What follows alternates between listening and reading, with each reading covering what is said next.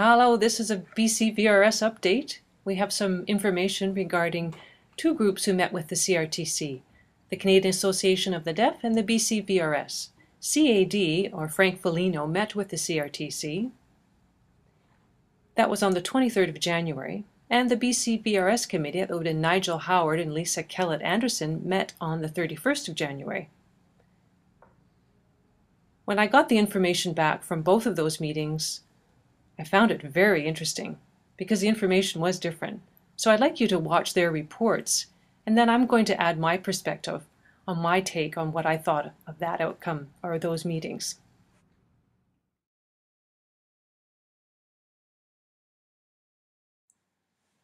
Hello everyone, my name is Frank Foligno. I am the Vice President of the Canadian Association of the Deaf, CAD. This informative vlog is to summarize the points of our meeting at the CRTC headquarters held on Wednesday, January 23rd, 2013 in Gatineau, Quebec. The people involved in the meeting were Jim Roots and myself representing CAD, along with the CRTC staff, including the Social Policy Manager, the Director General for Consumer Affairs, the Chief Consumer Officer, and the CRTC Legal Counsel. These individuals are the ones responsible for research, law, and accessibility policy on VRS issues.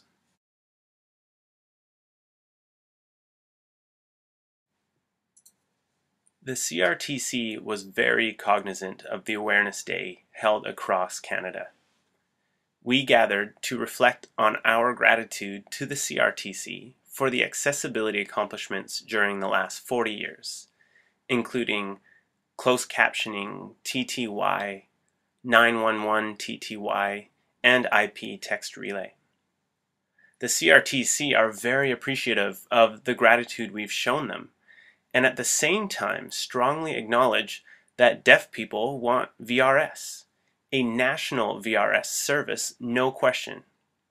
We at the CAD wholeheartedly thank the BCVRS committee for partnering with us and planning and publicizing such a successful event.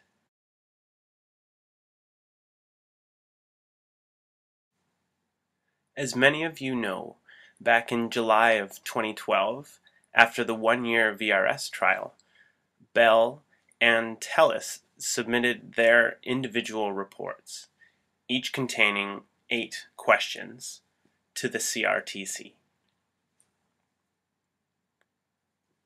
The current update, so you're all aware, is that the CRTC has explained their approach of hiring consultants to conduct studies of 2 important areas: VRS operations and VRS products. For VRS operations, they studied in detail VRS services of other countries to find which model is the best fit for Canada.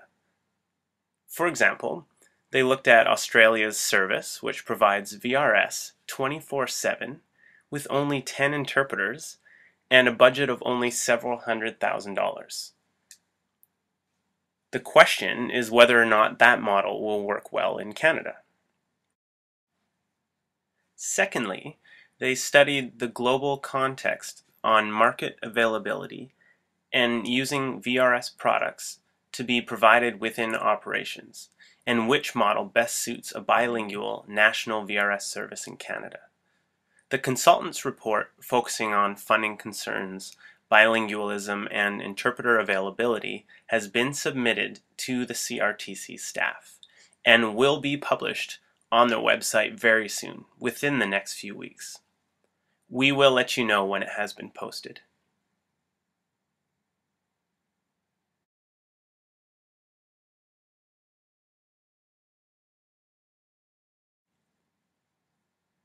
The public hearing is where various representatives will physically gather in front of a panel of CRTC commissioners at their headquarters in Gatineau, Quebec.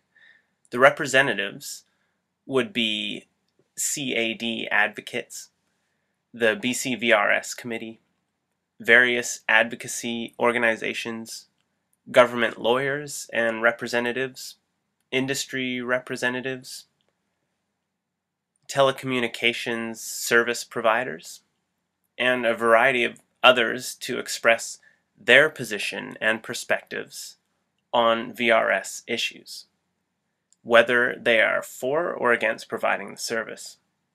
These positions will weigh in on the CRTC Commissioner's final decision.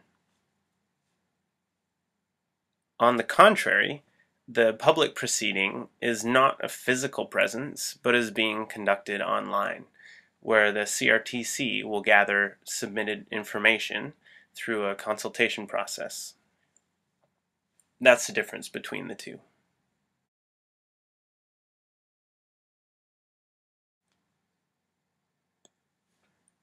As many of you are aware, the CRTC released their 3-year plan on September the 6th, 2012.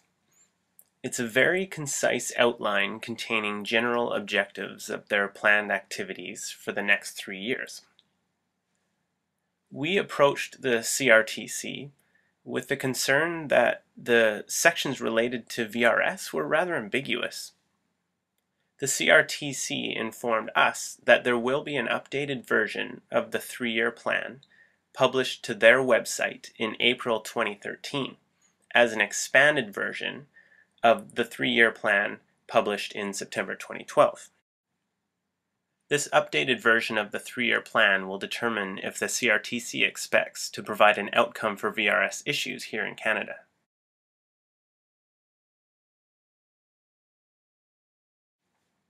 Unfortunately, there will be no public hearing this spring, and the CRTC will not be able to make a decision for 2013 on VRS in Canada. We will have to wait for the new version of the 3-year plan to be announced in April 2013 that will determine when the CRTC will make a decision for VRS in Canada.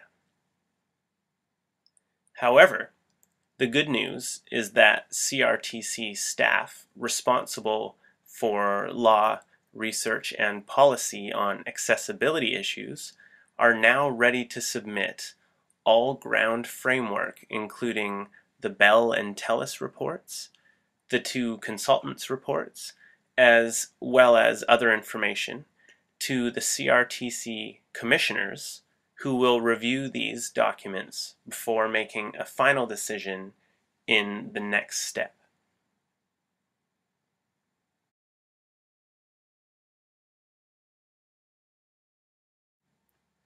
We had a good, productive meeting with CRTC staff, and we look forward to a follow-up meeting with them again very soon in March.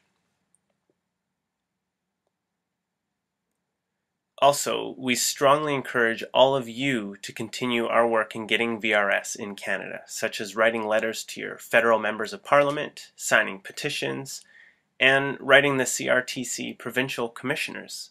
Please do not give up.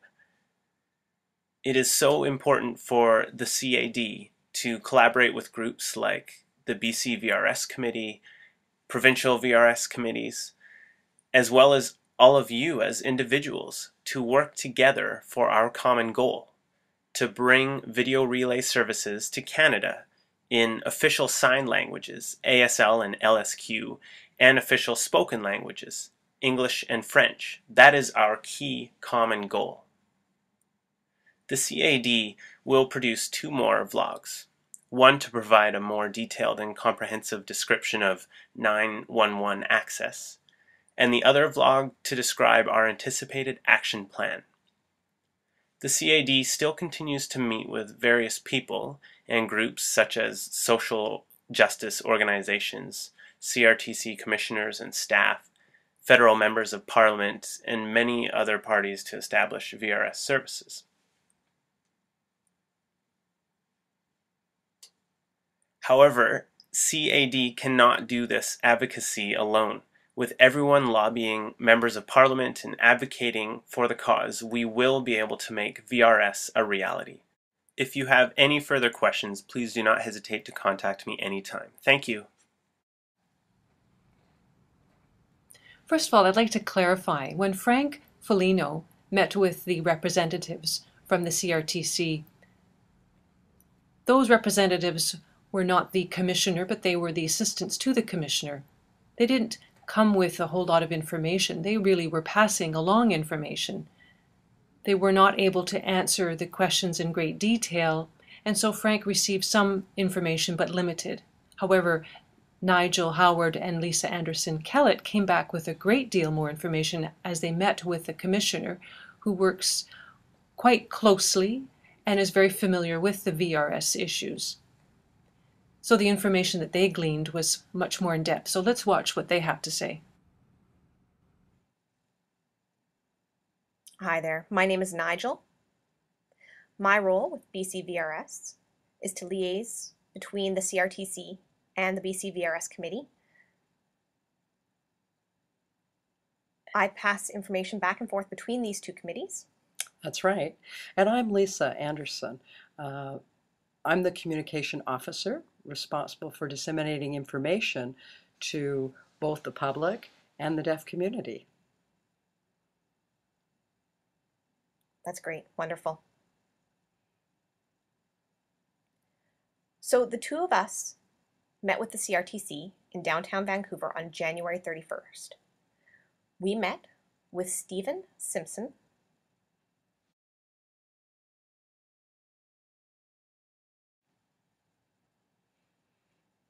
Stephen is a representative for BC Yukon. We had a 3-hour meeting to sit down and talk to him. We wanted to find out what was going on with the establishment of video relay services. Lisa and I are now going to take the time to highlight what came from that meeting.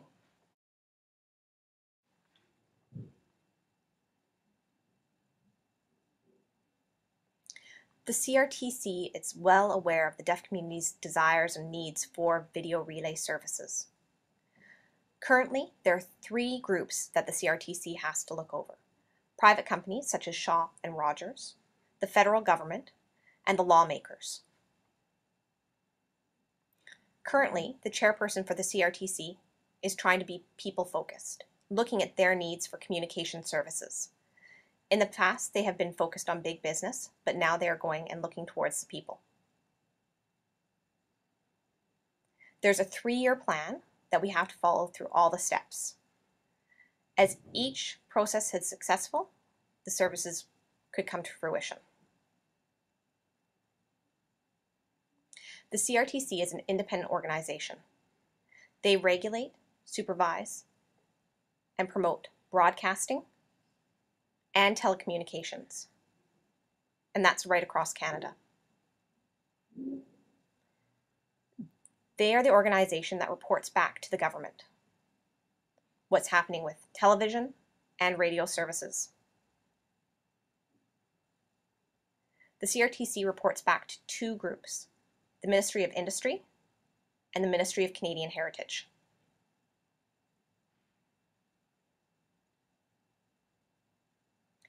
They're the ones who look at the rules and policies that are being made and make sure that they are following the mandates of the Canadian government. Currently, those rules and policies are grossly out of date. They're doing a lot to try to amend them. So, for example, we currently have the Broadcasting Act of 1991, and that act focuses particularly on television, radio, and communications. And then we have the Telecommunications Act of 1993, which focuses primarily on the use of the telephone. However, when we look at current standards in 2013, we're dealing with things like wireless, internet, mobile cellular use, Wi-Fi, broadbanding. And so with the additional senses of technology, they're not included in the Act. So unfortunately, you can't have video relay services without the internet, and you can't have it without cell phone coverage. So what we need to do is update the Broadcasting Act, in which what the cable companies fall under, and the wireless companies fall under the Telecommunications Act. So it's a process to update those acts. That's right. Currently, there's nothing legal developed for the Wireless Act. There's nothing that correlates with mobile phones, with cell phones. The law is really outdated. Currently, we know that wireless is an issue. If you sign on with a cell phone provider, you have a 3-year contract in which you have to pay your fees. They have the right to charge you and add charges. It really becomes quite expensive. Currently, the CRTC is making amendments to the wireless code. Their goal is to eliminate all of those problems. Really, to update it, to make sure all the laws and rules are current. Next, they'll be looking at cable broadcasting and television. They want to look at all the rules and laws there and try to amend them. Once those 2 areas have been successfully changed and updated, we'll be able to address video relay services. There are 3 critical groups we have to have involved: MPs, the CRTC regulatory body, and you, Canadian citizens. By having you, we can move forward. So just going back to what Nigel said earlier about the lawmakers, that also includes our MPs and the public, which means you. In order to make things happen, we need you. Stephen has definitely confirmed that we're on the right path, which is very critical for all of you to go and meet with your MPs in the riding that you reside in. Educate them, promote VRS, give them information about VRS and why you support VRS and why is it critically important to you. So once you meet with your MPs, we need to get 25 signatures of people in your riding. Once you provide that, we're hoping that lots of deaf people across Canada will be able to collect up to 156 members of parliaments. We have to have a standardized sense of information that's being provided to your MPs. So that includes the petition, access our website at bcvrsc.ca and provide that to your MP.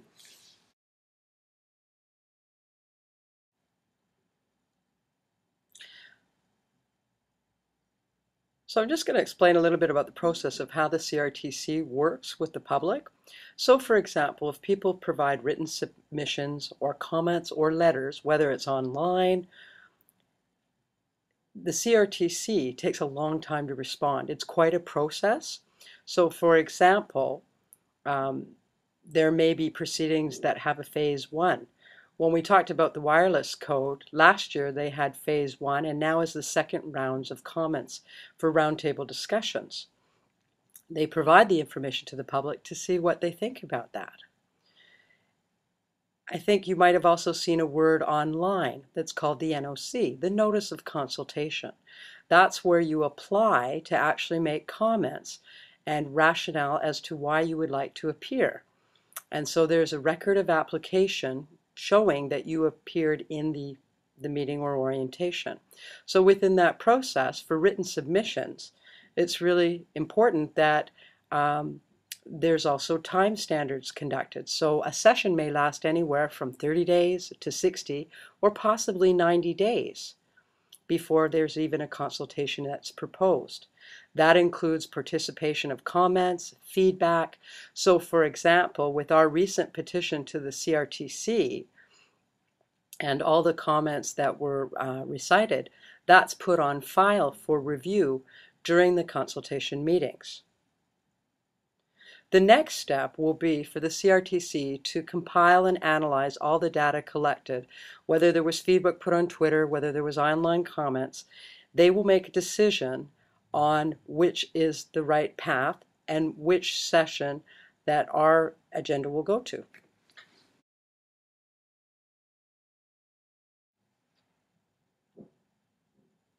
There are 2 kinds of meetings that the CRTC holds. The first is a non-appearing meeting. That meeting has 7 staff members who deliberate and make decisions.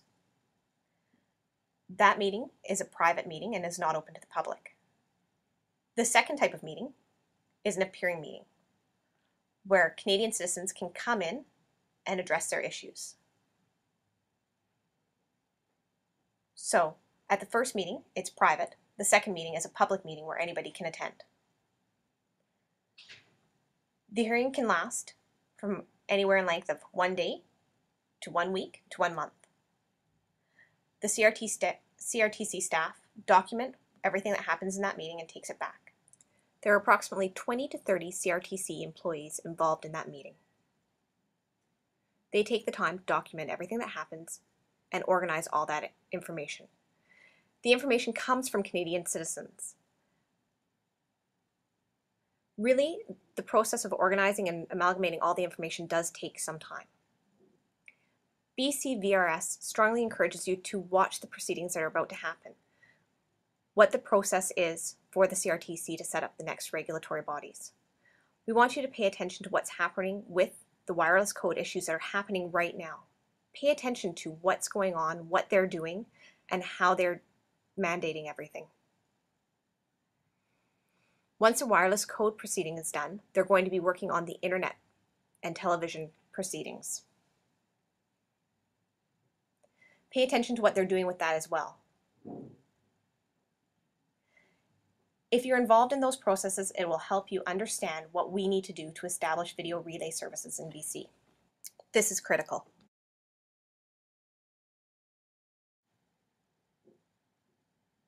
September 21st, 2012 was VRS Awareness Day.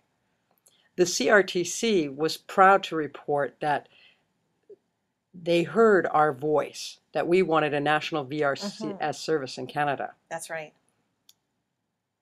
And the CRTC was also impressed with the fact that we made a peaceful demonstration.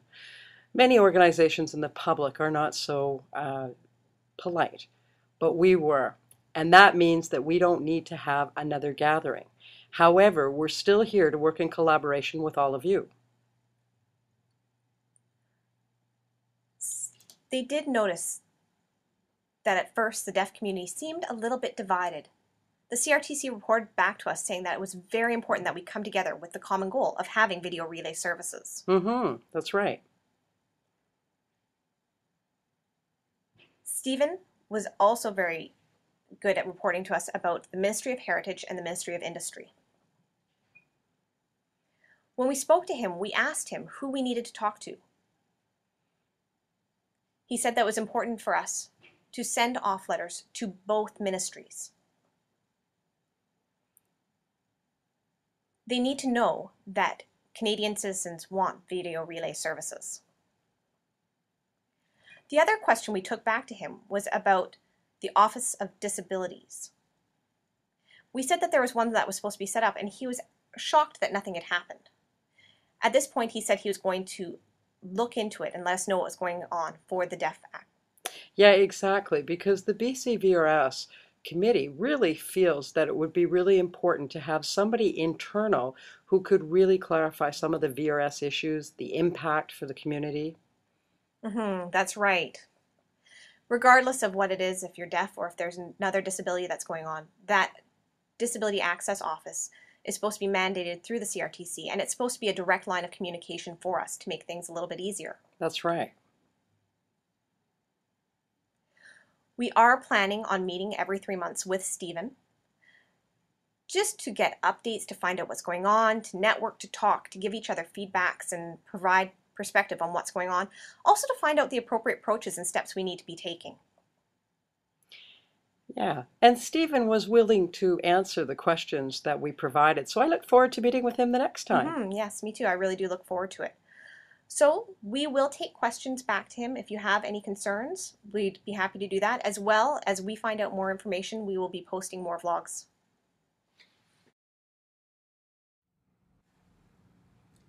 So, what did you think? Did you find the information interesting? I certainly did. I'm taking a look at it from a participant perspective as an audience member, and I thought I would just give you my take on it. I think overall the concept of VRS within Canada and CRTC, I've gleaned a lot of information, and I've realized over a period of time that here in Canada, we are really far behind on a number of issues. For example, the wireless code. We are so out of date on that. and it's the year 2013. Now, as with VRS coming on the scene, it's really important that we have access to VRS and the internet. I mean, it's really a good thing that we're pushing this agenda forward. The time is ripe. And I think the CRTC is feeling the need to get the wireless code up to date and current. And we need to attend to this as soon as possible. The other thing that I realized too, that the timing is really crucial because we're at a good place. We've established good working relationship with the CRTC as well as some MPs. And I think the agenda has become more public and people are wondering what's going on with VRS. And I also think that the deaf community needs to keep oversight and keep the agenda on the table and work together with the CRTC so that we can establish our own Canadian VRS industry. And we also want to look at what's been happening in other VRS provider countries as we begin to formulate our own regulations and legislation.